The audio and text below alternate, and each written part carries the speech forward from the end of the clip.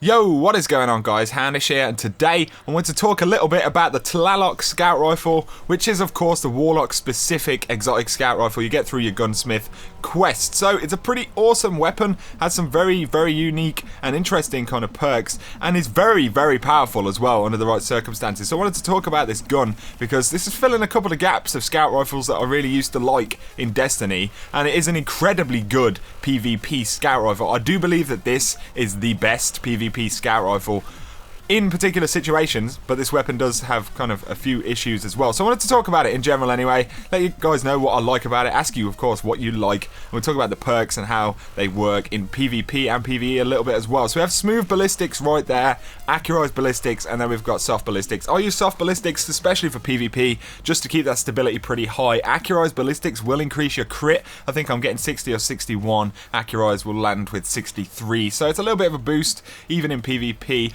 I have the Storm. This weapon becomes more accurate as your health gets lower. This isn't the greatest perk, I don't find. Perhaps it's best in a high-end kind of PvE where you got a lot of things shooting you. And then we have hand loaded for more range, armor piercing rounds, and injection mold, which again just more stability and faster handling as well, which is pretty good and is one of the things I like this weapon for, particularly when you have the next perk active, which is overflow.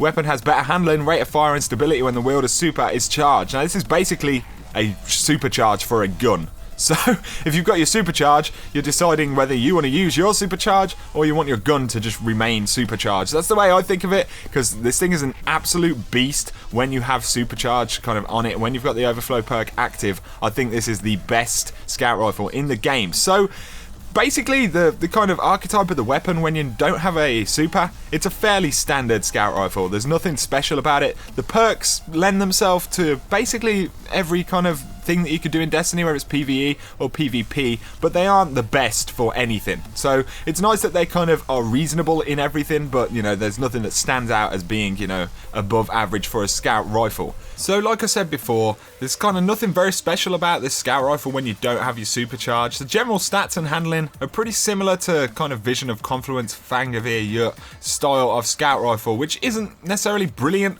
for PvP, but once you do have that supercharge, everything just basically gets a massive buff. The rate of fire, the stability, it just feels so much more powerful. And the gun that I can compare it to the most, which really made me happy as well after using it for some time, was a Mida multi-tool, because it basically is a year 2 Mida multi-tool when you have the super, but it's more powerful, which I can't see anything wrong with a scout rifle like that, because the multi-tool is one of my absolute favourite PvP guns from vanilla Destiny, and it's kind of really nice that there is a weapon, you know, I can use that's pretty similar to that, but even more powerful, which is awesome. The one big shame with this gun is that it's class specific, and it's even more of a shame because I think that it just outclasses the other two guns so much more. There's so much more potential with this gun. It's a lot more powerful. It's got more of a kind of wide variety of uses. So, you know, I think it's an absolutely insane gun. But the one thing that I think is this gun's biggest weakness, which is also its biggest strength, is overflow, because obviously when you don't have the supercharge, it just feels so much more lackluster compared to when you do have the supercharge.